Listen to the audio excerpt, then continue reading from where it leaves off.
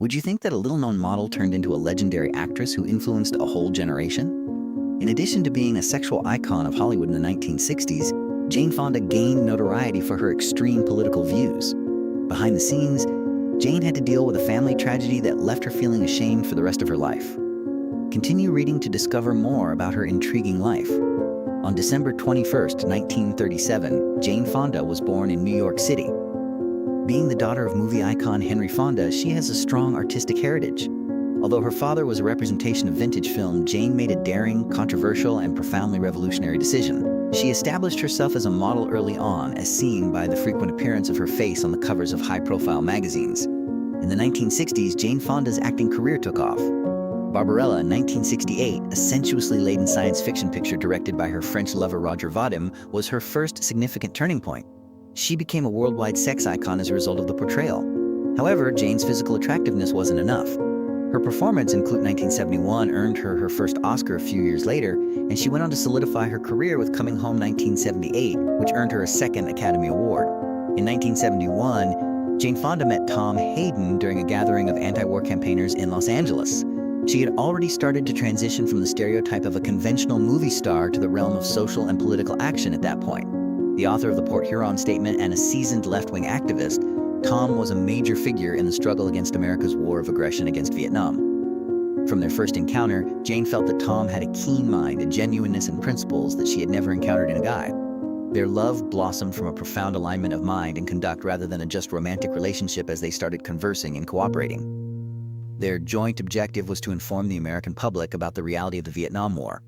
The reality of the agony and loss endured by the Vietnamese people as a result of American imperialism's bombs.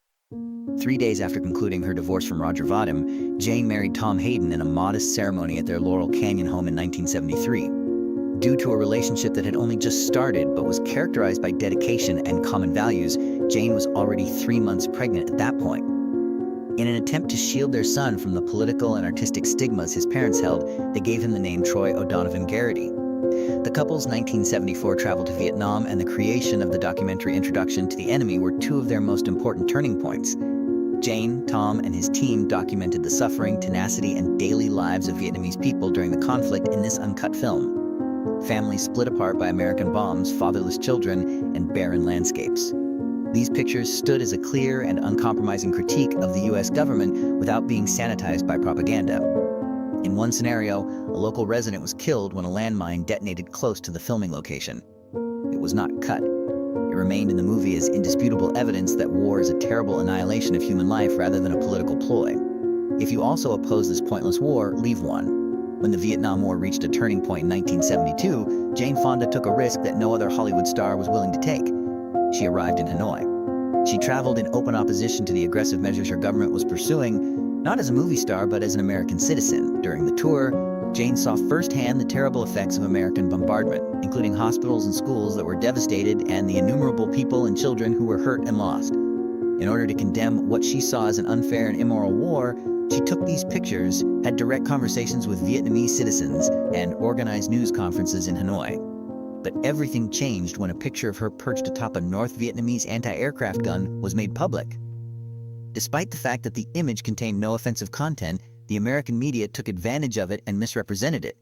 She was given the moniker Hanoi Jane, which many saw as a sign of treachery. The public became indignant. She was denounced by veteran organizations.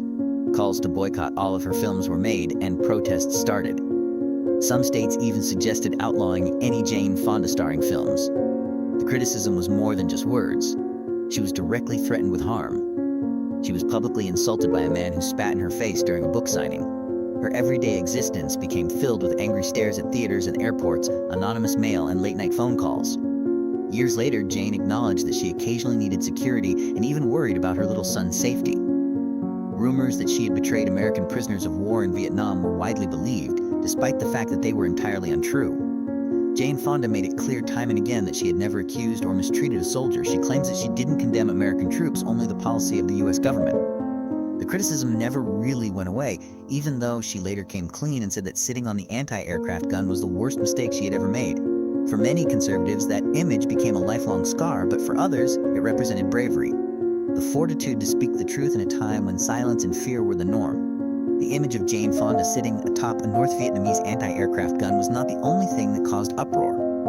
Stories that started to circulate during her visit to Hanoi, mostly from American veterans who had been detained as POWs during the war, provided a deeper explanation. Several PWs stated in these accounts that they had surreptitiously attempted to communicate with her in the hopes that she would bring their requests back to the United States, but she allegedly failed to do so. Despite never having been verified by official records or impartial witnesses, this myth gained a lot of traction among conservative media and veterans in the years following the war. Her acts weren't merely anti-war, according to those who believed them. They were betraying actions.